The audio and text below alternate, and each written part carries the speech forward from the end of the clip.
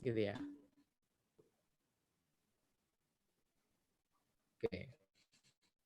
Nah, jadi ini ada sedikit penyesuaian. Kalau kemarin 25% yang ada di slide ini itu menjadi 20%. Kemudian yang di bawah ini penurunan sampai 5% itu menjadi 17,5%. Bukan penurunan, tapi tax rate-nya. Oke. Nah, itu dua tarif itu tadi, sistem tarif tadi itu adalah default. Ya, default. Situasi itu diimplementasikan ke wajib pajak secara umum. Ya, defaultnya seperti itu. Nah, itu di pasal 17 ya. Kemudian di pasal 31 ya, di pasal 31E khususnya ayat 1, kalau ada hurufnya ini berarti tambahan ya, berarti ini tambahan. Nah, itu ada kualifikasi tambahan ya, kualifikasi tambahan yang intinya itu tax rate yang default tadi itu disesuaikan implementasinya. Itu.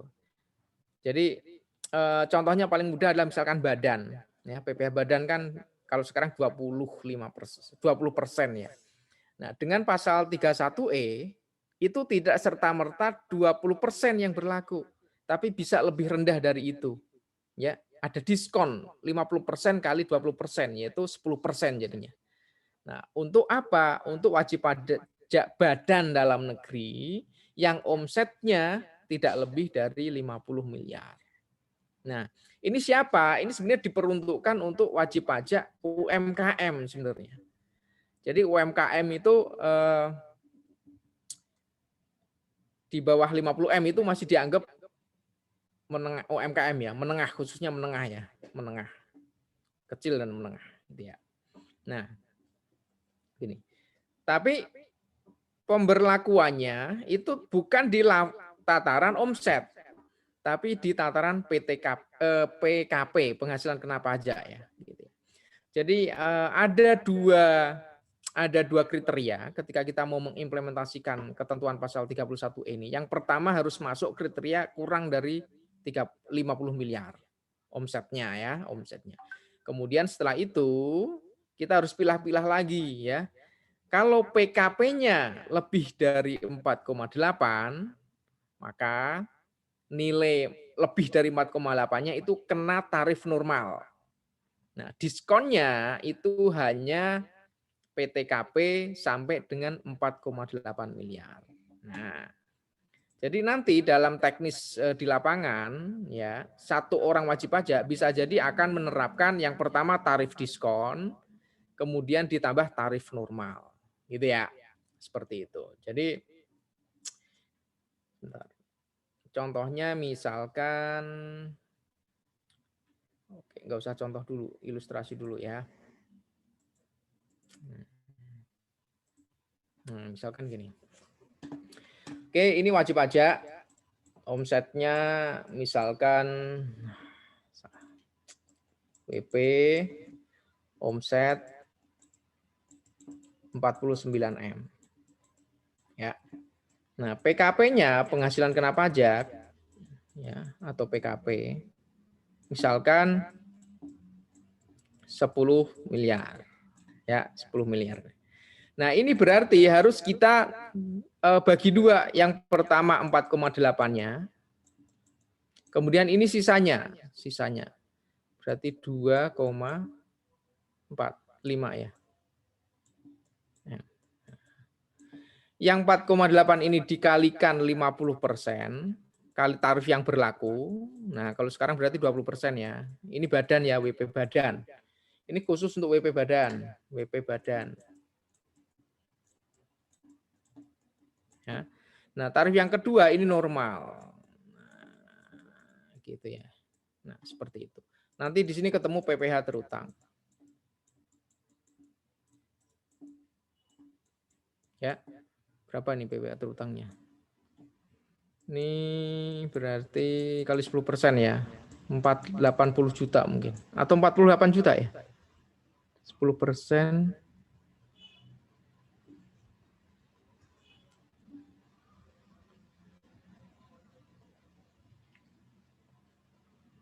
Berapa Prim?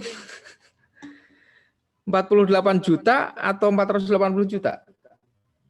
10% kali 4,8 M.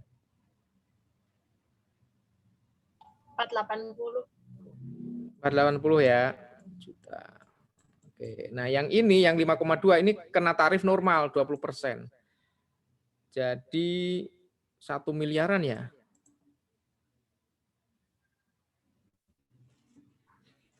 Betul nggak?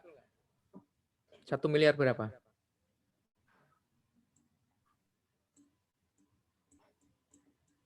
Rp1.040.000.000, Pak. Nah, jadi PPh terutangnya 1,6 ya, 5 ya. 1,520 juta. 1,5 M ya. Nah, seperti itu. Jadi ini ya, ini yang dapat tarif diskonnya, ini yang dapat diskonnya. Ini pasal 31E itu ini, 31E. Nah, sekarang apakah banyak yang memakai ini? Banyak ya. Yang memakai ini banyak. Ya. Nah, hanya saja gini, situasinya tuh begini. Nah, ini ada situasi ini ya. Mana? Kok nggak muncul?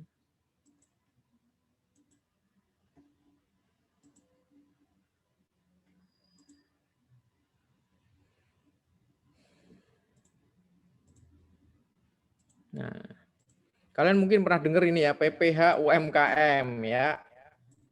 Nah, di sini PPh UMKM. Nah, di sini ada yang beririsan. Ya, ada yang beririsan. Apa? Ini loh. Nih. Nah, jadi kan kalau misalkan ini jumlah ini wajib pajak ya. Ini wajib pajak. Omset kurang dari 50 M gitu ya.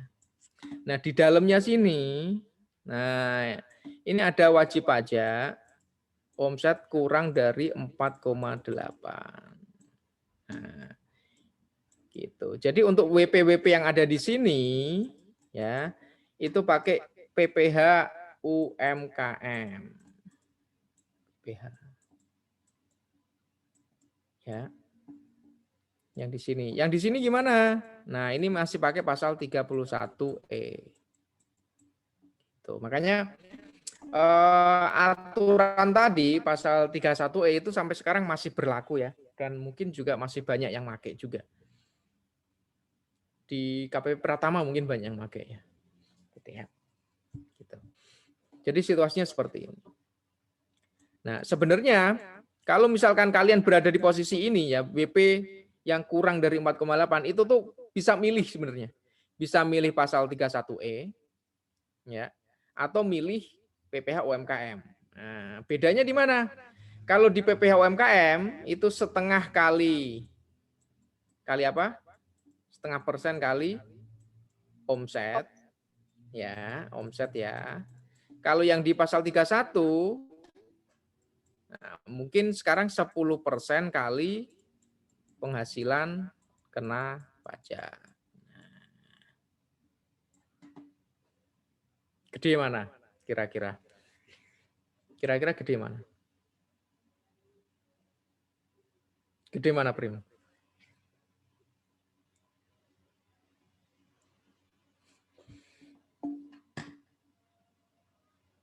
Han, gede mana Han? Kayaknya gede yang itu Pak, yang pertama yang 0,5% kali omset. Gedean yang pertama ya. Bisa jadi ya. Kalau wajib pajaknya pinter. Kalau wajib pajaknya nggak begitu pinter. Nggak begitu pinter. Ya. Tapi kalau pajaknya pinter, bisa diakalin, bisa diakalin dengan biaya. Jadi kalau ingat, kalau yang di sini ya itu Dijen Pajak tidak melihat biayanya berapa. Bisa jadi ini rugi. Rugi tetap harus bayar pajak nih kalau situasi ini. Tapi kalau di sini kalau rugi nggak perlu bayar pajak karena basisnya penghasilan kena pajak, gitu ya. Oke, sampai di sini ada pertanyaan?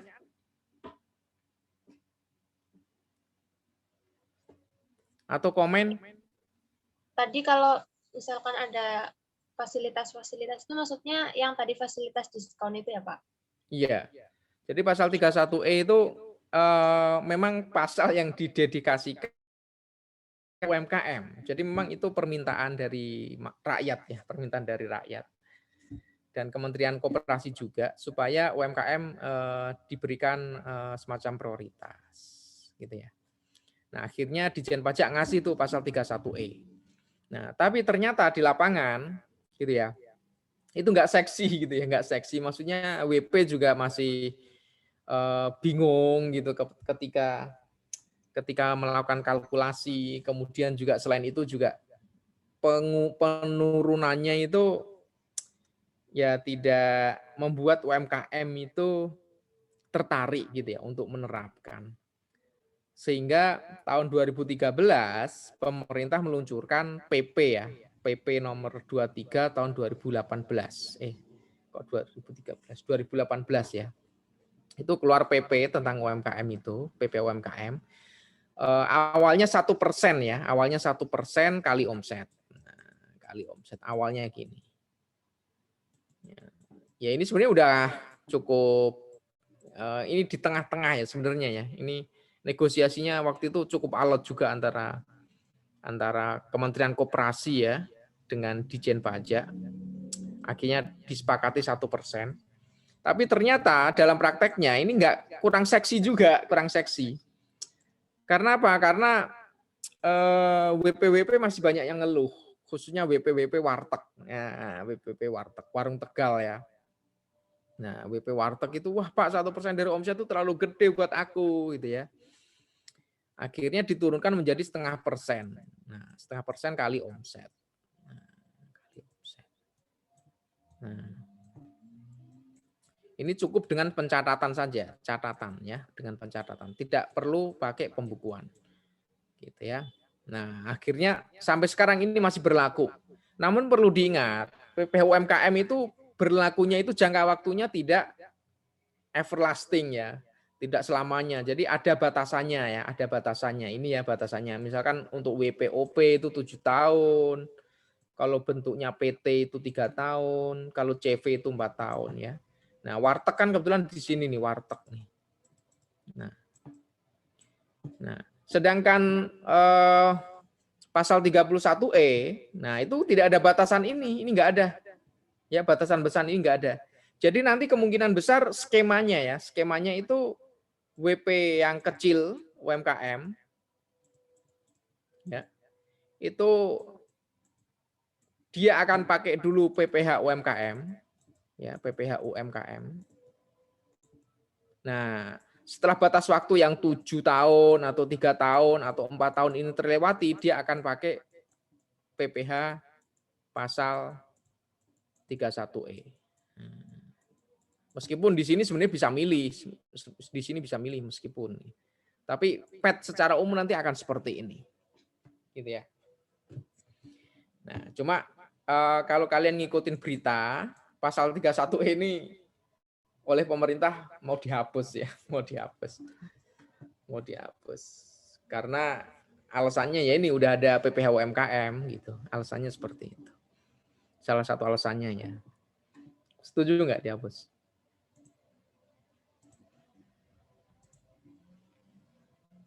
Nggak punya pendapat ya? Diterima, diterima.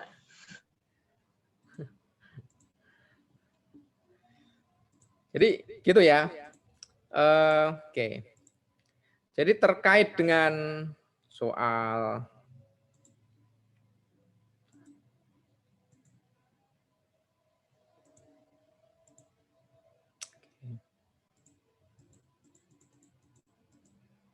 Oke, nah dari soal nomor 4 nih ya. 4, 5, 6. Nah, ini seperti itu ya. Jadi ini omset 4M gitu ya. Oke, berarti situasinya dia bisa milih ini. Ya, bisa milih PPh UMKM atau pasal 31. Nah, huruf E ayat 1. Gitu ya.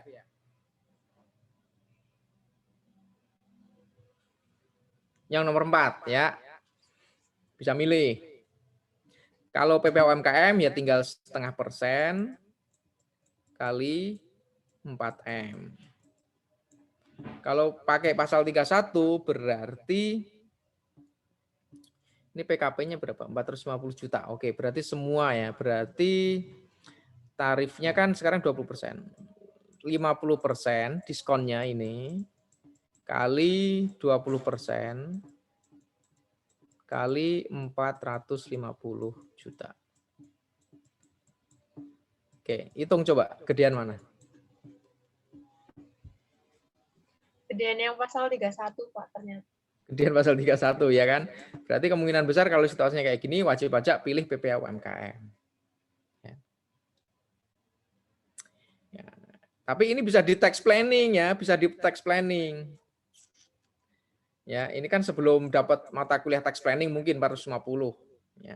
Setelah ikut mata kuliah tax planning mungkin di sini tinggal rugi 20 juta mungkin negatif. Nah, kalau rugi 20 juta ini kan enak. Gimana supaya bisa rugi 20 juta salah satunya?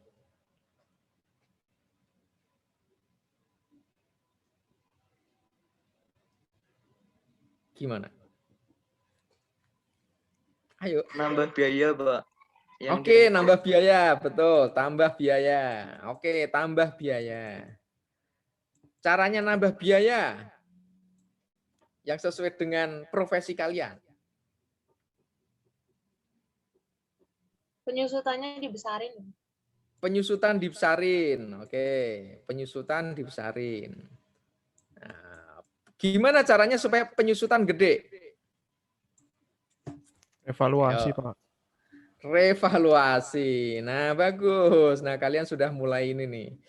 Mulai berpikir ala-ala WP ya. Ya, cara mensiasati aturan. Nah, seperti ini ya. Jadi seperti ini. Itu salah satunya, Nanti kita bahas setelah ini kita bahas nanti. Nah, gitu ya. Gitu. Oke. Itu ya. Nah, kalau yang nomor 5 ini situasinya 3. Oke, masih sama berarti ini 3M kan? 3M. Masih di bawah 4,8 M.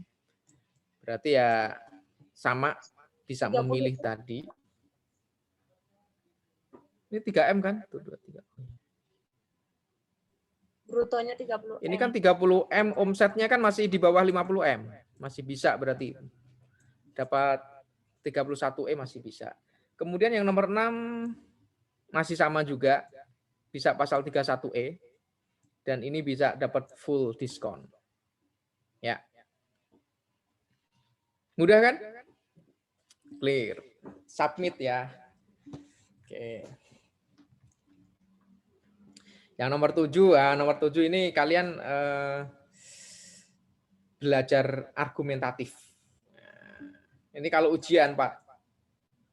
Ya, kalau ujian yang nomor 7 ini yang membedakan antara yang paham dengan yang nggak paham, ya, nomor 7 ini.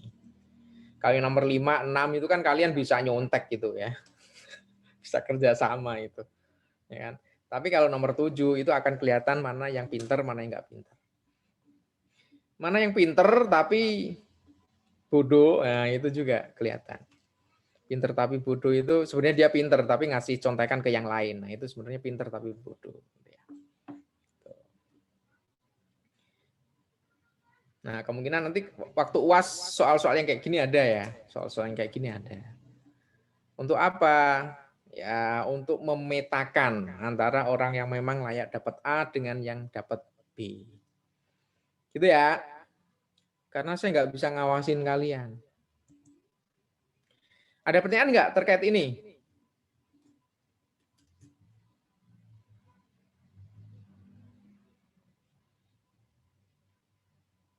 Ini Prima harus bisa loh ya. Ya Prim ya. Nomor 1, 2, 3 nggak boleh salah. Waduh, Kamu nggak boleh salah itu. Insya Allah ya Pak. Yang nomor 3, 1, 2, 3 kayaknya mudah ya. Itu latihan pertemuan kemarin, PPh pasal 24 ya. Tapi ini tulisan dipengaruhi juga nggak Pak? Selalu ya. Tulisan itu pokoknya menjadi pertimbangan saya yang utama, gitu ya. Waduh, Dan khusus nggak untuk adil tuh, Prima, Pak. tolong kamu belajar nulis yang bagus ya, ya Prim ya. Tulisan kamu keterlaluan itu benar-benar itu. Ya Allah, Pak. Itu soalnya banyak, Pak. Makanya panik. Soalnya banyak. Emang kamu bisa panik? Sejak kapan kamu bisa panik? Pak, tapi Pak, menurut penelitian tuh ya, Pak, kalau tulisannya jelek itu cara berpikirnya cepat, gitu, Pak. Makanya kecepatan menulis sama kecepatan otak berpikir itu tidak bisa mengimbangi, Pak. Ya, cuma keledai itu tidak itu kata mungkin. dosenku, Pak, kata dosen Iya. ini, dosen Ya. etikor. Ya, tapi keledai itu tidak mungkin jatuh di tempat yang sama, Prim. Gitu ya. Jadi kalau udah sekali kepleset karena tulisannya jelek, kok masih jelek, nah itu berarti setara dengan keledai. Kamu terus jangan berargumentasi, Pak. Partai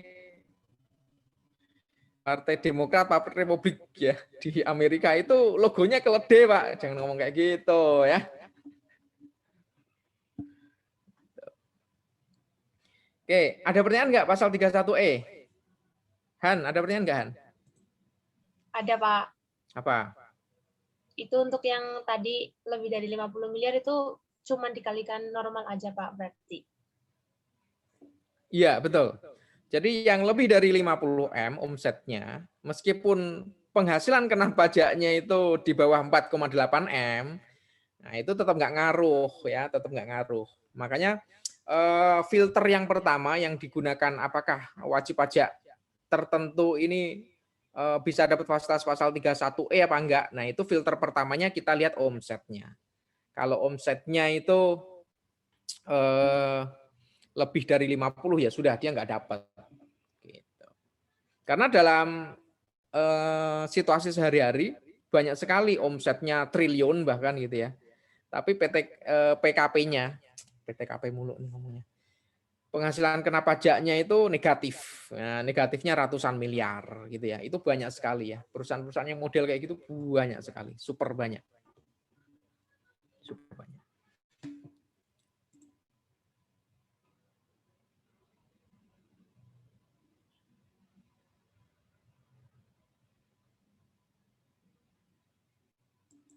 Oke.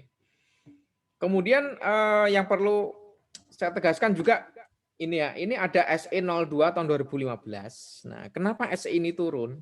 Jadi ketika pasal 31 ini muncul gitu ya, karena ini dianggap aturan yang pro dengan UMKM, pro dengan rakyat kecil, maka berkembang apa ya, pemikiran di wajib pajak bahwa oh kalau begitu 31E ini sebenarnya khusus untuk penghasilan domestik saja dan penghasilan yang sifatnya aktif gitu ya, penghasilan dari kegiatan usaha kayak gitu, dan tidak boleh penghasilan yang sifatnya pasif gitu ya. Nah, sehingga waktu itu memerlukan DJP untuk mengeluarkan SE. Nah, di SE ini ditegaskan bahwa peredaran bruto sebagaimana dipersyaratkan di dalam pasal 31E itu sebenarnya definisinya sama dengan definisi penghasilan. Nah, intinya gitu. Jadi nggak peduli 50 di bawah 50 miliar itu komposisinya itu mau dari luar negeri apa di dalam negeri, mau pasif income apa aktif income itu nggak peduli. Yang penting jumlah overall itu kalau di bawah 50 M gitu ya, itu bisa mendapatkan diskon. Gitu. Jadi ini ada penegasan yang dipicu oleh keresahan di tataran implementasi. Tuh. Kemudian selanjutnya yang perlu kalian ketahui juga terkait dengan penentuan tarif pajak ini ya, bahwa besaran lapisan pajak PKP itu sebenarnya bisa diubah dengan keputusan Menteri Keuangan, nggak perlu ngubah undang-undang ya. Kemudian yang kedua ini ya, untuk keperluan penerapan tarif pajak, jumlah penghasilan kena pajak dibulatkan ke bawah. Nah, jadi yang dibulatkan itu penghasilan kena pajak ya, bukan PPh terutang. Nah, ini kalian harus cermat ya, harus cermat. Ya. Jadi bukan level PPh terutang, tapi level penghasilan kena pajak. Jadi kan kalau dalam struktur penghitungan PPh badan ya, ini PPh badan. Itu kan yang pertama kali kan ngitungnya kan kita harus mengidentifikasi penghasilan bruto. Ya. Kemudian dikurangi deductible expense gitu ya. Ini ketemu penghasilan kena pajak. Nah, setelah ketemu penghasilan kena pajak, kita kalikan tarif kan ketemu PPh terutang. Nah, baru dibayar ya. Nah, jadi level pembulatan itu adalah di level ini ya. Nah, jadi kalau misalkan nanti kalian dapat angka PPh terutang kok keriting, ya biarin aja, nggak masalah, gitu ya. Nah, level pembulatannya gimana? Misalkan, di sini ketemunya 10 juta 100. Nah, ketika dikalikan dengan PPh terutang, ya, yang dikalikan itu gini 10 juta, 100-nya hilang, ya, kali tarif 20%. Gitu ya, ini ya, nih, ya, ini pembulatan ke bawah. Atau misalkan di sini bukan 10 juta 100, tapi 10 juta 999. Nah, ini. Ini sama, tetap jadinya juga sama karena pembulatan ke bawah. Nah, makanya ini berbeda dengan prinsip pembulatan yang sebagaimana kita kenal ya. Kalau yang kita kenal kan misalkan 10,5. Nah, ini jadinya berapa kalau dibulatkan? Kalau 10,4 gampang ya. Ini dibulatkan menjadi 10. Atau 10,9. Ini dibulatkan menjadi 11. Nah, kan biasanya kayak gini ya, kalau desimal ya. Kalau 10,5 gimana? Ini saya lupa nih. Dibulatkan jadi berapa? Tesya. Dibulatin ke atas, Pak. Ke atas ya, 11. Iya. Ya, oke. Nah, ini berbeda dengan hukum pembulatan desimal ya. Jadi ini nggak kepake. Secara perpajakan nggak kepake. Yang kepake pembulatan ke bawah. Alasannya apa? Filosofinya supaya meringankan beban wajib pajak. Seperti itu. Memudahkan yang pertama. Terus kemudahan itu juga sekaligus meringankan. Gitu ya. Jadi lebih mudah dengan dibulatkan kayak gini kan jadi lebih mudah perkaliannya. Kemudian pembulatannya ke bawah. Gitu ya. Itu untuk meringankan lagi. Seperti itu ya. Kalau ke atas, nah itu berarti memberatkan wajib pajak, gitu ya, memberatkan wajib pajak. Gitu ya. Protes, nanti wajib pajak pada protes, gitu ya. Makanya ke bawah biar nggak protes. Sekaligus wajib pajak suka. Nah kemudian kalau di sini ketemunya, misalkan ya, ketemunya 100.000, 1, 2, 3. Nah misalkan, ini gimana bayarnya? Ya dibayar senilai ini. Ya dibayar senilai seperti ini. Pak nggak ada kembaliannya. Nah itu urusan wajib pajak dengan perbankan, ya kan? Dengan perbankan. Nggak lagi wajib pajak dengan Dijen Pajak. Pokoknya Dijen Pajak maunya 100.000, 1, 2, 3, gitu ya. Nah untungnya kalau sekarang kan pakai ATM itu kan bisa ya. Kalau bayar cash langsung nggak bisa memang, tapi pakai ATM bisa. Oke, ada pertanyaan sampai di sini?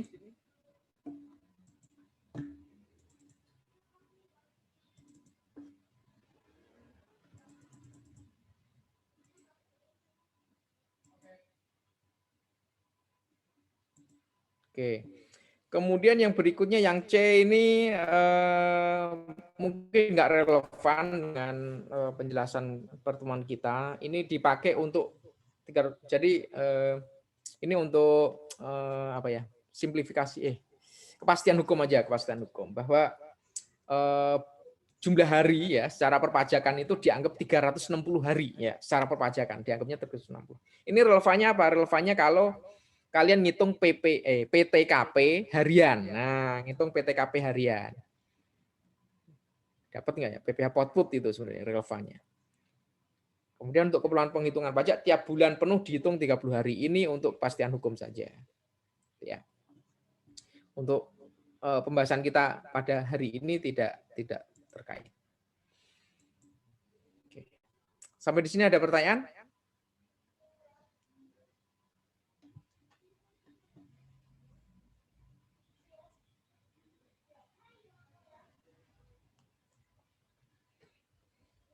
Oke. Kalian sehat semua nggak ini? Ada yang sakit? Ada yang tiduran? Kalau kalian ada yang sakit, ngomong ya. Ngomong ya. Paling nggak bakalan saya tanya. Tapi kalau kalian nggak yang ngomong sakit ya. satu. Sakit. Siapa? Imam, Pak Imam. Sakit apa, Imam?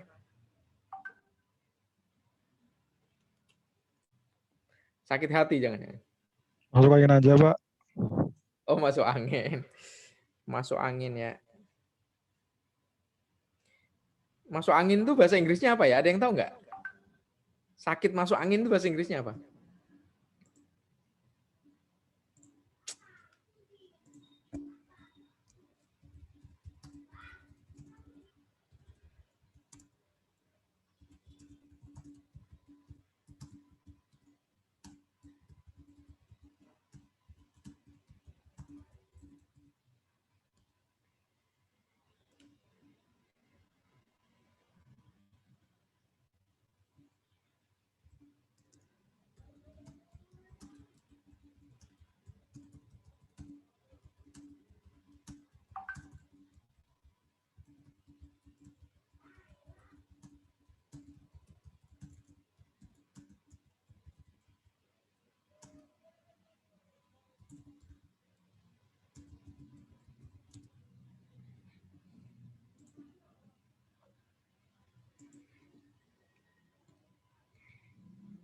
Oke.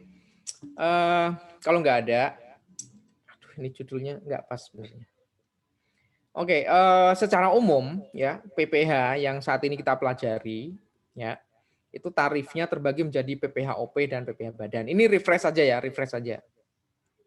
Kemudian itu tarif umum. Nah, tapi ada beberapa penghasilan tertentu yang tidak bisa ditreatment dengan tarif umum, gitu ya.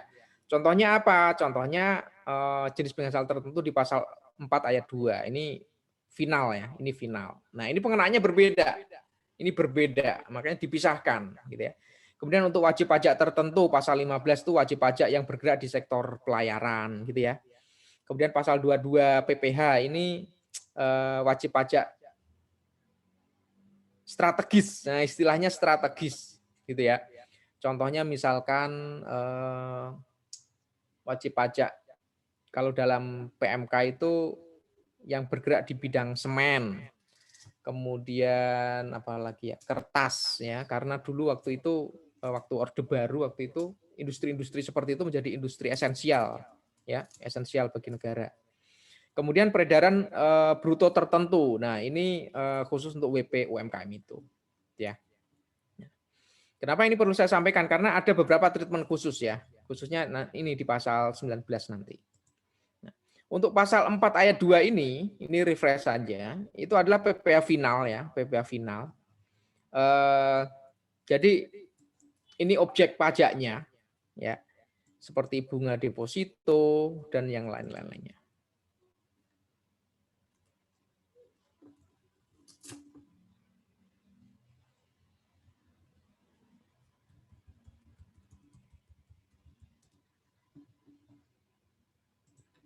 Ya, bunga simpanan gitu ya. Kemudian bunga dari obligasi gitu ya, 5-20%, hadiah atau undian. Ya, ini refresh saja ya. Kemudian jasa konstruksi gitu ya.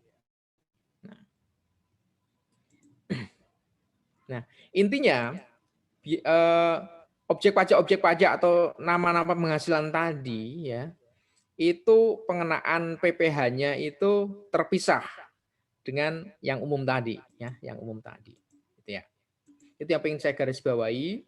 Kemudian selanjutnya yang terkait dengan pasal Pasal 19 tadi ya. Ini terkait dengan kalian, Pak.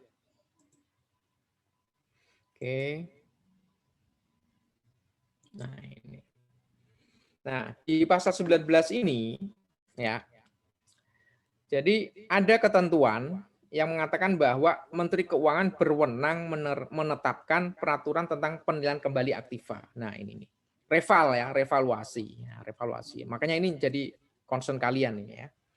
Gitu ya. Jadi Menteri Keuangan tuh bisa bikin regulasi gitu ya. Terkait dengan refund, ini aspek perpajakannya gimana sih? Nah, gitu ya.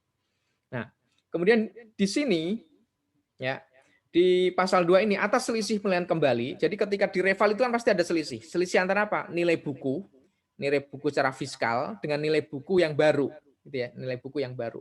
Itu diterapkan tarif pajak tersendiri. Nah, ini. Jadi kalau misalkan kita melakukan reval, misalkan kita punya mobil.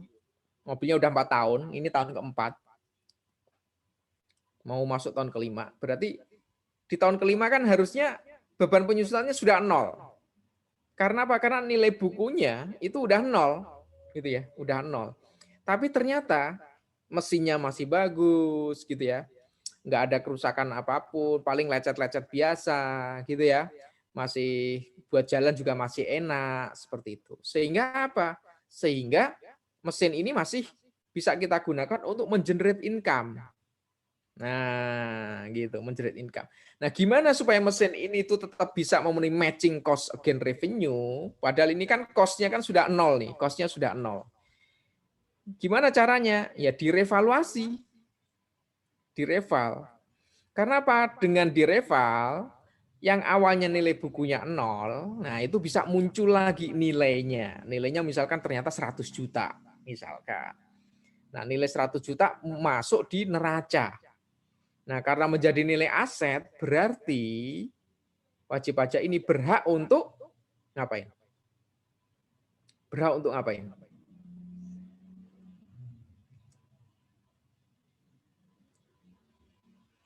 Halo? Kira-kira berhak untuk apain? Terkait dengan kewajiban pajaknya. Untuk membebankan apa?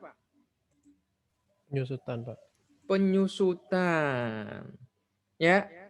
Padahal sebenarnya ketika reval itu kan nggak ngeluarin biaya apapun, ya kan? Ya nggak? Nggak ngeluarin biaya apapun kan? Tapi bisa mengakui biaya. Nah, bisa mengakui biaya. Oke, biaya penyusutan itu deductible atau non-deductible. Diperbolehkan untuk mengurangi PKP atau enggak? Deductible, Pak. Deductible berarti bisa mengurangi PPh terutang, ya kan? Itu. Nah, makanya gini, kalau misalkan pasal 2 ya, pasal 2 ini nggak ada gitu ya. Bisa jadi tuh, bisa jadi wajib pajak banyak yang melakukan reval gitu ya. Tujuannya apa? Yaitu biar dapat membebankan biaya penyusutan. Karena dengan adanya biaya penyusutan yang tinggi, wajib pajak biar pajaknya akan menjadi rendah, ya kan? Seperti itu. Nah, maka pemerintah supaya itu tidak terjadi, itu kan namanya penghindaran pajak ya. Maka pemerintah menetapkan tarif tersendiri kalau terjadi reval. Itu, ya. Tarifnya berapa? Nah, di sini ada kriterianya di undang-undang. Sepanjang tidak melebihi tarif tertinggi pasal 17. Pasal 17 tarif tertingginya berapa? Kalau badan itu kan, kalau sekarang berarti 20% ya. Kalau dulu 25%. Enggak boleh melebihi ini. Gitu. Nah, existing yang berlaku berapa? Existing yang berlaku tuh ini. Ya, nah ini di belakang pas di kepala saya ini 10%. Ya, jadi kalau misalkan kita reval mobil tadi, ya kan, atas selisih lebih penilaian kembali, berarti kan selisih lebihnya 100 juta ya, itu terkena PPh final kali 10%, gitu ya. Jadi 10 jutanya itu PPh final. Nah, kemudian nggak sekedar ini saja aturannya, tapi juga ada aturan yang lain tambahan nih ya. Di atas saya nih. Penilaian kembali aktiva tetap perusahaan tidak dapat dilakukan sebelum lewat 5 tahun. Jadi dibatasin. Ya, dibatasin dalam 5 tahun maksimal itu sekali, maksimal sekali. Minimal ya terserah. Ya. Kalaupun nggak melakukan juga nggak apa-apa, gitu ya. Seperti itu. Jadi setiap 5 tahun hanya boleh sekali reval. Tujuannya supaya tidak menjadi untuk avoidance. Ya.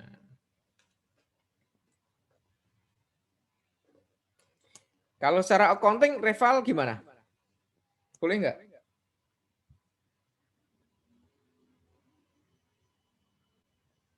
Kalian udah dapat accounting kan? Nah, coba. Kalau secara accounting reval gimana?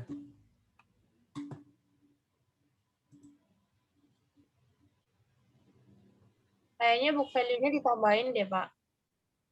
Book value ditambahin. Ditambahin apa? Pakai hasil Tambahin reval. nilai revalnya. Ya sama aja sebenarnya. Jadi book value-nya ditambahin. Ya, book value-nya kan sebenarnya di tahun terakhir itu kan 0 ya, atau almost 0 ya, atau tinggal nilai residual. Nah, nilai residualnya ditambah nilai hasil reval yang baru. Nah, cuma perbedaannya kalau di swasta selain perbedaannya ya, kalau itu tadi kesamaan sebenarnya. Yang disebutin Hana tadi kesamaan. Perbedaannya apa? Kalau di swasta, reval bisa dilakukan kapanpun.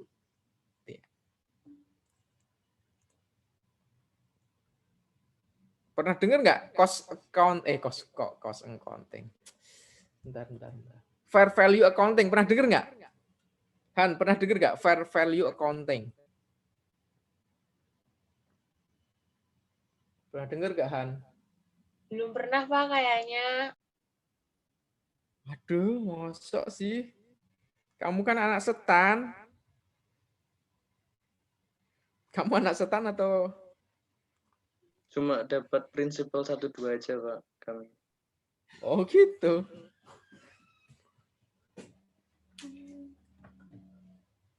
Jadi gini ya, oke. Kalau anak yang namanya anak setan itu paling nggak akuntansi ngikutin perkembangan ya. Jadi sekarang itu di dunia perakuntansian gitu ya, itu yang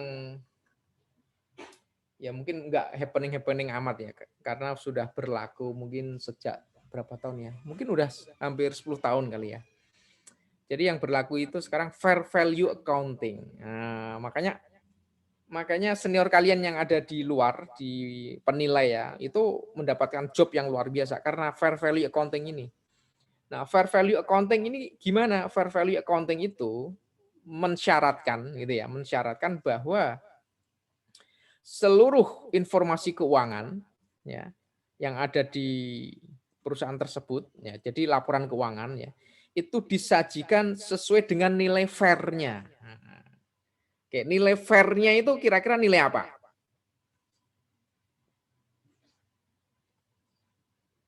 Nilai wajar yang ada di pasar, Pak. Nilai wajar yang di pasar. Ya. Siapa yang paling bisa melakukan penentuan nilai wajar yang di pasar? Siapa? Nilai, Pak. Nilai, Pak. Nah, makanya ini pasal 19 ayat 1 ini ya, untuk kalian ya, itu pasal yang kalian wajib ketahui, wajib pahami ya. Karena Pak, disinilah kalian itu akan bermain tuh di sini.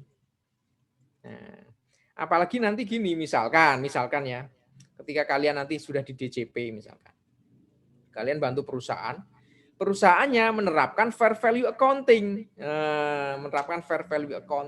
Nah, ini yang paling tahu siapa penerapan fair value accounting, harusnya kalian.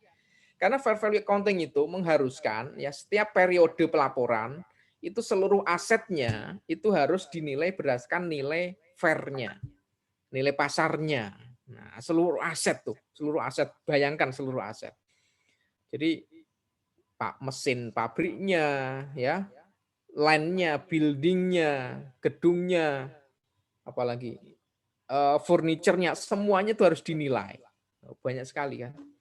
Makanya profesi penilai ya menjadi luar biasa, ya menjadi luar biasa. Jadi Kalau kalian DO itu jangan khawatir gitu ya, jangan khawatir. Tapi ya jangan terus menDO-kan diri ya, jangan khawatir. Jadi di luar sana gitu ya, itu lapangan pekerjaan untuk penilai itu luar biasa, ya luar biasa banyak, ya luar biasa banyak. Jadi rebutan gitu ya, jadi rebutan gitu ya. Gitu. Jangan bersedih ya, jangan bersedih. Tapi ya kalau bisa ya jangan DO ya, jangan DO, mengabdi untuk bangsa dan negara.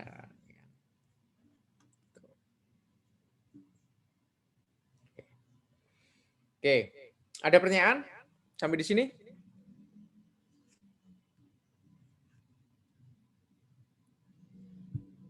Halo?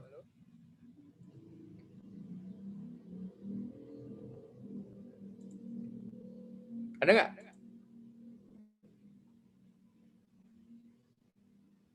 Oke, kalau nggak ada, kita bicara tentang satu isu lagi, yaitu pelunasan pajak tahun berjalan. Nah, maksudnya apa?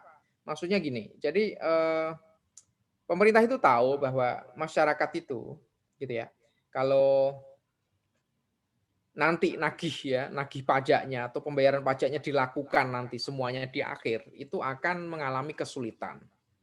Ya mungkin bukan kesulitan karena nggak ada harta ya, tapi kesulitan likuiditas. Jadi uang recehnya yang liquid itu shortage gitu ya, kurang gitu ya. Karena uangnya udah dalam bentuk aset semua, udah dibeliin tanah dan bangunan semua. Jadi di akhir tahun pajak ada kemungkinan besar akan kekurangan likuiditas. Nah, makanya caranya gimana? Nah, caranya pemerintah memberikan bukan fasilitas ya sebenarnya, menyediakan sarana supaya pajak itu tidak perlu dibayar sekaligus di akhir, ya, tapi bisa di tahun berjalan. Contohnya kayak sekarang nih ya, sekarang ini kan tahun berjalannya tahun 2021 ya. Jadi untuk membayar pajak tidak perlu kita nunggu tahun 2021 itu selesai, dihitung gitu ya, selesai baru kita bayar, nggak perlu. Tapi kita bisa nyicil. Nah, istilah mudahnya nyicil. Nah, nyicilnya itu bisa melalui berbagai skema. Nah, nih ya. Bisa pakai skema pasal 21, 22, 23, 24, 25, 26 juga bisa. 26 juga bisa. Nanti kita tambah. Oke. Ada yang tahu nggak pemotongan pungutan oleh pihak lain? PPh pasal 21. PPh pasal 21 itu tentang apa sih? Safek, tentang apa PPh pasal 21 itu? PPh orang pribadi, Pak. Yakin? Iya, Pak, yang karyawan kemarin. Oke. Kenapa kok karyawan itu PPh pasal 21? Karena apa? Karena aturannya di pasal 21. Karena aturannya. Objek pajaknya apa sih memang? PPh pasal 21 itu objek pajaknya apa? PP pribadi yang bekerja jadi karyawan itu, Pak. Itu subjek pajaknya. Objek pajaknya penghasilan. Ya, penghasilan yang seperti apa? Yang diterima oleh dari pengusaha, dari pemberi kerja itu, Pak. Atau apa ini? Namanya apa? Penghasilan.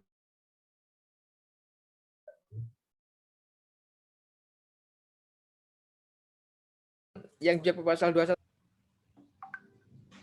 Hah? Apa, Pak? Tadi putus-putus. Nama generiknya penghasilan untuk yang menjadi objek PP pasal 21 itu apa? Gaji. Gaji. Upah. Ya. Upah. Oke.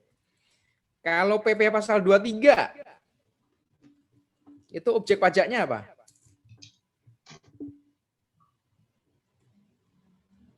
Juga yang ini bukan tipe pengusaha. Yang apa?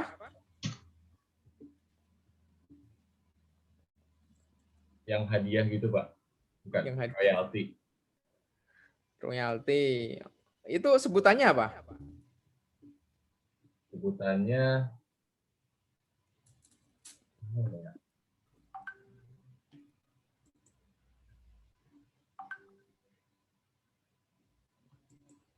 Oke, kalau misalkan ada pengertian aktif income sama pasif income.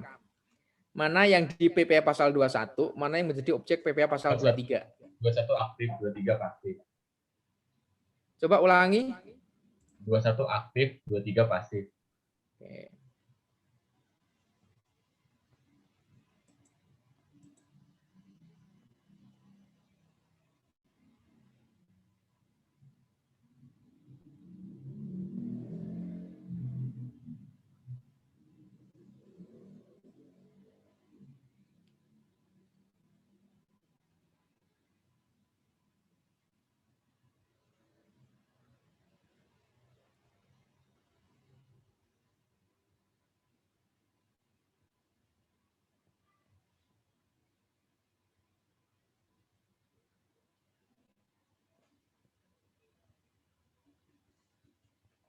Oke ya. Jadi itu ya. Jadi PP pasal 21 itu merefer ke objek pajak active income. Contohnya apa? Contohnya misalkan gaji gitu ya. Kemudian tunjangan, honor, upah gitu ya. Nah, PPh pasal 23 itu merefer ke passive income, dividen, royalti seperti itu ya. Bunga gitu ya. Nah, makanya ketika kita nerima income-income seperti tadi, itu dilakukan pemotongan oleh pihak lain, ya. Nah, pemotongan ini sebenarnya adalah kita tuh melunasi pajak dalam tahun berjalan, gitu ya. Kita ngangsur pajak. Oke, kalau PPh pasal 22 itu dalam case apa, Yusafat? PPh pasal 22. Tentang apa namanya?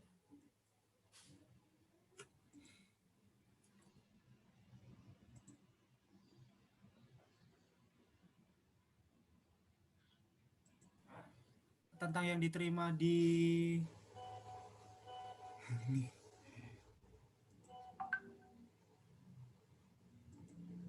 Diterima di mana?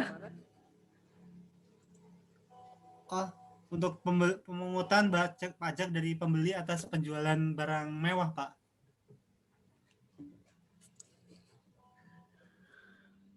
Iya, tapi itu sedikit. Kebanyakan yang mayoritas apa? Ekspor impornya, Pak. Oke, impor. Ekspornya enggak ya, impor. Terus? Jadi kalau kita ngimpor barang, kita ngimpor ya, ngimpor. Nah, kita nanti diminta tuh bayar PP pasal 22. Ya. Karena dianggap punya duit banyak.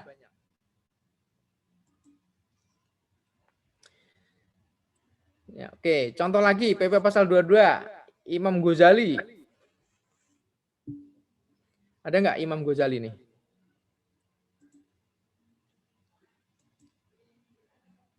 Gus. Tadi Prim, Iya, tadi Pak. yang sakit siapa Prim? Imam sakit, Pak. Oh ya, sakit ya. Sakitnya masuk angin sih, makanya masuk angin tuh cuma kurang gerak. Nah, makanya ini biar gerak. Ya, Gus ya. Ayo gerak. Gus, kalau nggak tahu tanya, Gus. Tanya temenmu.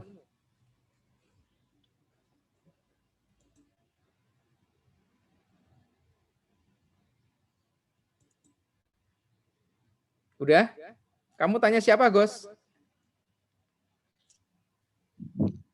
Soalnya dikasih tahu Syafiq, Pak. Oke, Syafiq. Oke. Jelasin, Fik. Pasal 22 tadi, Fik. Contohnya, Pak. Ya. Ini sih, Pak, sama habis hari Ya, nggak apa-apa. PPh yang buat ini kayak ATPM kendaraan bermotor, kan importir umum gitu. Itu kena. Oh, gitu ya. Terus atas pembelian barang pada pihak ketiga dengan mekanisme pembayaran langsung. Apa itu? Apa itu? Yang dilakukan oleh bendahara pemerintah atau KPA, Pak. Nah, gitu. Jadi setiap transaksi dengan pemerintah, ya, misalkan kamu punya bisnis toko ATK. Nah, Beli itu, beli ke kamu. Nah, misalkan nilai pengadaannya 100 juta. Nah, itu nanti nilai 100 juta nggak dikasih ke kamu, tapi dipotong PP pasal 22 sebesar 1,5% kali nilai transaksi. Jadi yang dikasih ke kamu ya mungkin sekitar 100 juta dikurangi 1,5 juta. Nah, itu berarti sekitar 98,5 ya. 98,5 juta. Nah, apakah yang 1,5 juta itu hilang? Enggak, ya. Yang 1,5 juta ini menjadi ini pelunasan pajak dalam tahun berjalan. Jadi menjadi kredit pajak. Nah, gitu. Gitu ya, Fik. Ya, Pak. Oke. Kalau PP pasal 24 apa Angel? Angel mana tadi?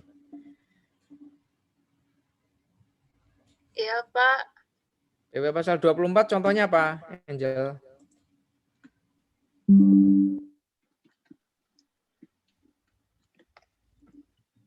Yang income dari luar negeri bukan, Pak? Income dari luar negeri ya. Jadi setiap income dari luar negeri, kemudian di sana dipotong PPh, ya.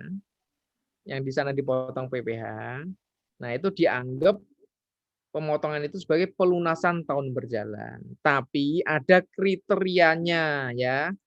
Nah kriterianya itu yang itu tadi yang kalian kerjakan nomor 1 sampai nomor 3.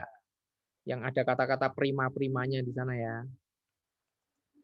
Nah, itu PPh pasal 24 ya. Oke, kalau PP pasal 25 itu apa?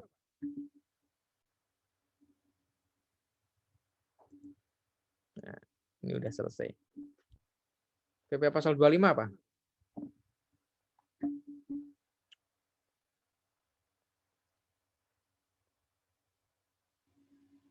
Tiara Putri. Yang angsuran itu ya, Pak? Angsuran apa? Kan ada juga angsuran ini, angsuran mobil, angsuran motor, angsuran rumah, KPR. Angsuran pajaknya, Pak, yang dibayarnya kayak per bulan gitu. Kalau nggak salah. Oke, kalau salah? Oke. Salah. Kalau salah. Oke. Kamu sehat kan, Tiara? Putri? Sehat, Pak. Alhamdulillah. Sehat ya. Oke. Oke, jadi ini ya, pelunasan pajak dalam tahun berjalan itu adalah nama lain dari kredit pajak namanya ya, kredit pajak. Gitu ya, kredit pajak. Nama lainnya adalah pelunasan pajak tahun berjalan. Nah, kredit pajak ini itu akan menjadi pengurang PPh yang masih harus dibayar. Gitu ya. Jadi kalau dalam menghitung setelah kalian dapat PPh terutang ya, PPh terutang itu kan pajak yang sebenarnya perlu kita bayar. Nah, tapi belum tentu kita bayar saat itu. Karena bisa jadi kita sudah membayar nyicil sebagian. Melalui apa? Melalui mekanisme kredit pajak. Nah, kredit pajak itu ya, ini ada paling tidak di sini ada 21, 22, 23, 24, 25 dan 26. 26 termasuk sebenarnya. Tapi 26 itu ya penekanannya mirip dengan sebenarnya masuk jadi satu di ulasan PPh pasal 24, kredit pajak luar negeri. Gitu ya. Nah, jadi nama lainnya pelunasan pajak dalam tahun berjalan itu adalah kredit pajak, gitu ya. Nah, setelah ketemu kredit pajaknya, PPh terutang tadi dikurangi dengan kredit pajak itu akan ketemu PPh yang masih harus dibayar. Ya. Nah, setelah PPh yang masih harus dibayar itu tergantung saldonya. Kalau saldonya masih negatif, berarti kita harus membayar. Maksudnya PPh terutangnya lebih besar dibanding kredit pajak, itu kita harus bayar tambahan pajaknya. Tambahan pajak yang masih harus dibayar. Tapi kalau sebaliknya kredit pajaknya lebih besar, itu namanya lebih bayar. Nah, kalau lebih bayar itu kita berhak mendapatkan tax refund atau restitusi ya. Nah, cuma masalahnya kalau di Indonesia kalau ada pengajuan tax refund kayak gini itu harus diperiksa. Nah, kalau diperiksa itu berarti kita harus membuka seluruh dokumen kita gitu ya. ngasih nomor rekening kita, gitu ya, semuanya gitu ya. Kadang-kadang petugas pajaknya harus datang ke rumah untuk melihat aset-aset kita seperti itu. Makanya banyak wajib pajak yang berupaya menghindari kalau ada tax refund, kalau lebih bayar. Gitu ya. Kadang wajib pajak yang normal ya. Tapi kalau wajib pajak yang nggak normal itu biasanya mintanya tax refund terus, gitu ya, karena mereka sudah apa ya, siap-siap ini ya, siap-siap macam-macam. Oke, itu untuk materinya. Ada pertanyaan nggak?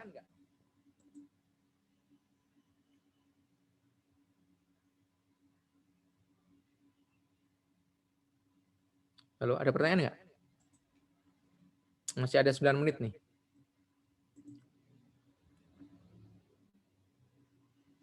Nggak ada pertanyaan? Oke. Kalau nggak ada pertanyaan, ya sudah, kita kembali ke soal kalian tadi ya. Mana nih? Oke.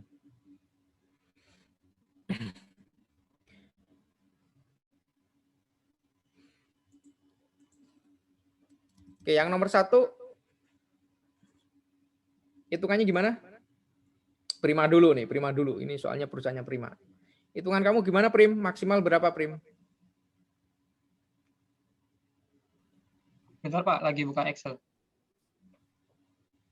Nah, udah. Maksim PPh-nya Pak. Ya. PPh-nya 40 Oke, ini juta. aja screen share aja kamu ya. Screen share aja.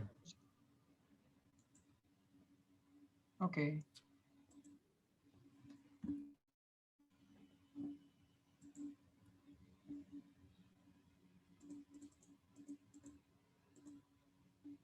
Ini Pak, 40 juta.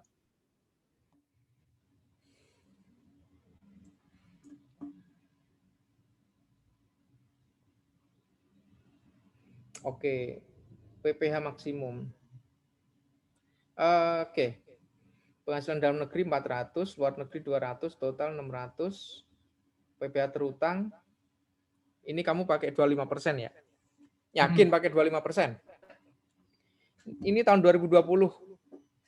Tahun 2020 itu pakai tarif pajak yang mana?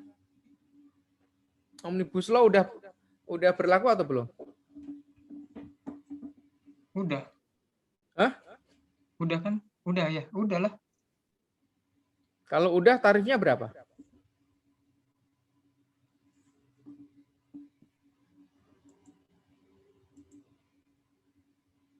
Tarif PPh badan berdasarkan Omnibus Law.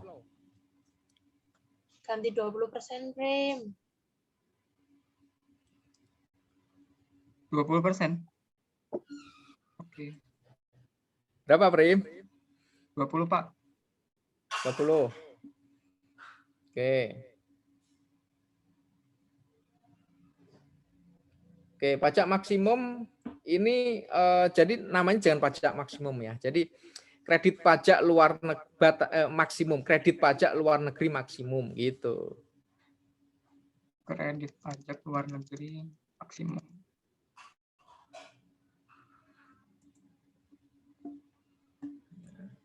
PPh terutangnya berapa? 20. Oke. Berarti sudah oke ya. Jadi diakui semua ya, diakui semua ya. Oke, ada yang mau bertanya terkait dengan nomor 1 ini?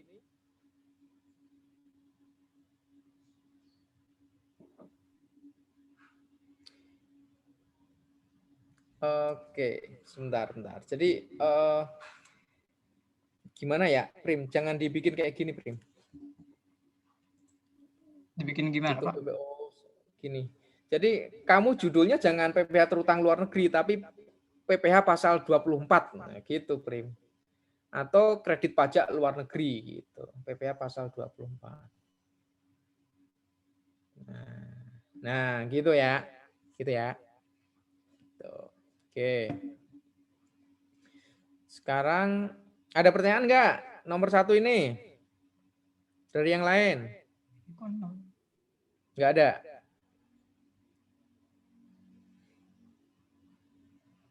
Oke, sekarang nomor 2. Gimana Prim nomor 2?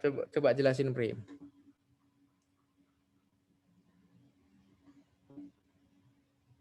Ini Pak, yang tadi, aduh, soalnya mana ya?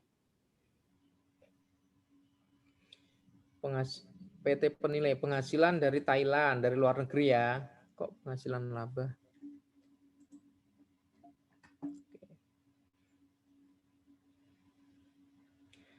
Jadi penghasilan di Thailand kan 300 juta Pak. Tarifnya kan 40. Ya. Di Jerman dia mengalami kerugian 500 juta. Tarifnya 25. Kalau di dalam negeri dia memperoleh 500 juta. Berapa PPh-nya? Nah, di ini penghasilannya 300 nih, Thailand 300 juta. Di Jerman dia rugi 500. Terus di dalam negeri 500. Berarti penghasilan netonya 300 penjumlahannya. Oke, sebentar sampai di sini. Ini kamu bold dulu penghasilan neto ini di bold dulu. Jadi total penghasilan neto ya. Oke, ada yang beda pendapat Pak enggak? Made. Sama enggak, Mat? Sorry. D. Sama, Pak. Sama. Tadi bikinnya sama Prima soalnya. Oh gitu. Han, kamu sama enggak Han? Beda, Pak. Nah, bedanya di mana? Saya nggak masukin kerugian. Kenapa nggak masukin kerugian? Karena kerugian di luar negeri nggak diakui. Gimana, Prim? Berarti 800 juta. Iya. Oh, ini kan kemarin si Prima kan nggak ikut kuliah ya. Iya kan? Pantesan.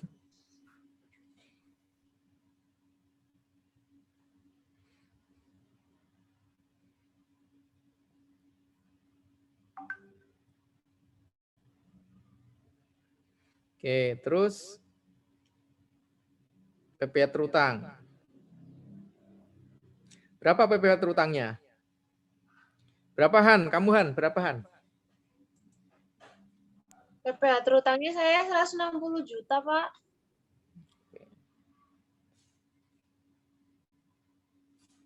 Ini 25%, Pak. 25% kali penghasilan neto. Oke, di soal tahun berapa sih? Tahun 2020. Oke, 2020 berarti 20%. Kamu nih kayak dosen aja. Kalau mentang-mentang dosen, slide-nya belum diubah gitu ya. Ngikutin dosen ini. Oke. 90. Nah, ini kata-katanya benerin lagi ya. Jadi kata-katanya jangan PPh badan maksimal, tapi kredit pajak luar negeri maksimal ya, yang dari Thailand. Jadi kalau ngitung kredit pajak maksimal kayak gini itu country by country ya, gitu ya. Jadi nggak bisa langsung, tapi country by country. Kenapa kok country by country? Karena masing-masing tarif pajak di luar negeri beda-beda, ya beda-beda.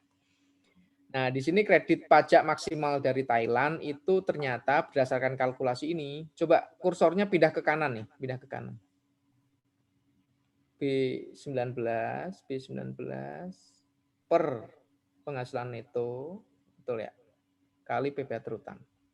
Oke, benar. Ketemu berapa, Prim? 60 juta. 60 juta. Pak, berarti yang kalau misalkan Jermannya untung gimana? Berarti kredit pajaknya beda? Beda. Tambah, berarti kredit Komposisinya pajak beda. maksimal dari Jerman gitu? Iya. Oke. Coba, ini tarif pajak di Thailand berapa yang dipotong? 40. Iya, jadi berapa? 40 kali 30, 300 juta itu berapa? 120. Kok 120? Enggak. Kamu kursor taruh di F deket angka 40%. Ini. F. Nah, itu coba 300 juta kali 40%. 300 juta kali 40%. 120. 120. Nah, ini 120 ini penjelasannya adalah Jadi atas wajib pajak PT Penilai ini, uang dia yang ada di Thailand itu sebenarnya dipotong 120 juta. Tapi oleh DJP ya, itu hanya boleh maksimal 60 juta. Gitu ya. Gitu ya. Jadi berapa kredit pajak luar negerinya atau PP pasal 24-nya? Nah, berarti ya maksimal sebesar 60 juta. Gitu. Gitu ya.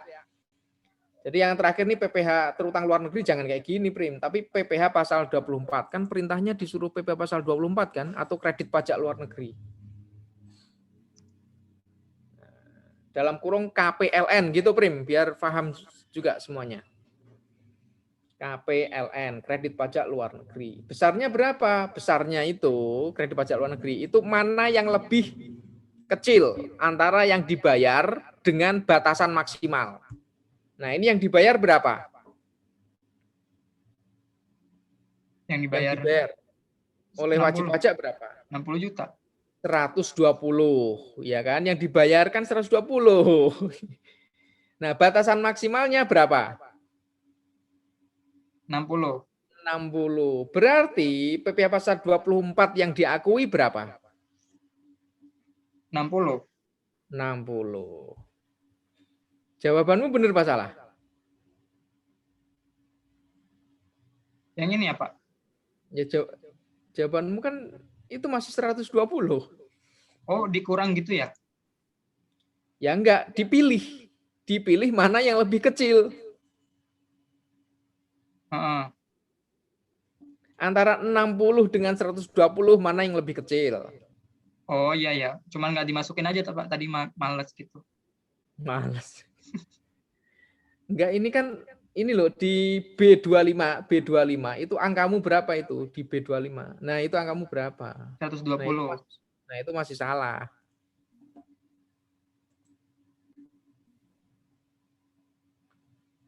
Nah, gini aja.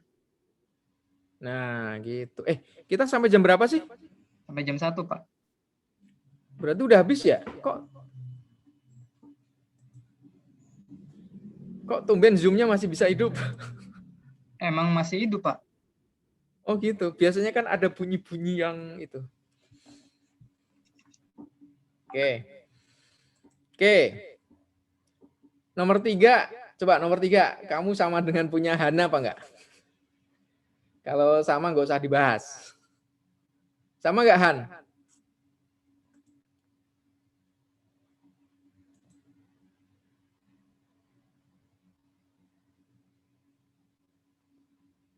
Beda, Pak. Beda.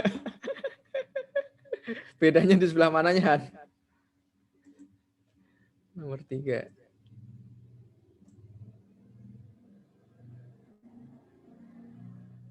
Penghasilan luar negeri 600, dalam negeri 200. Oke. Itu Pak yang paling yang di PPh terutangnya 80 juta doang. Kan 20% kali itu ya, Pak ya, kali PKP-nya ya. Kali 100 juta. Oke, udah sama ya. Iya. PPh terutang maksimal badan. PPh terutang maksimal badan. Ini kata-katanya diganti juga ya. Oke, Pak. Siap.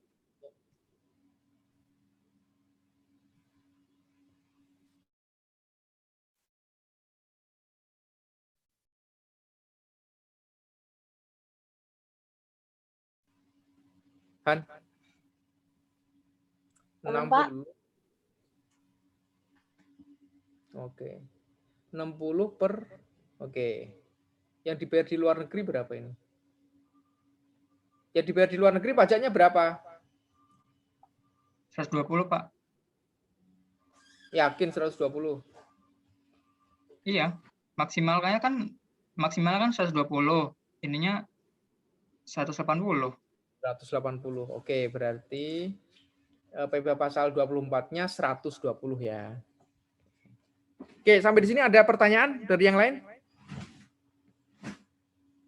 Sal Sabila, ada pertanyaan enggak? Cukup, Pak. Cukup ya. Angel, ada pertanyaan enggak, Angel? Kamu tumben off cam terus. Lagi sakit, Angel? Alhamdulillah, Pak. Lagi bosen aja Pak, lihat wajah Bapak gitu ya. Enggak, Pak. Oke, karena waktunya juga sudah habis.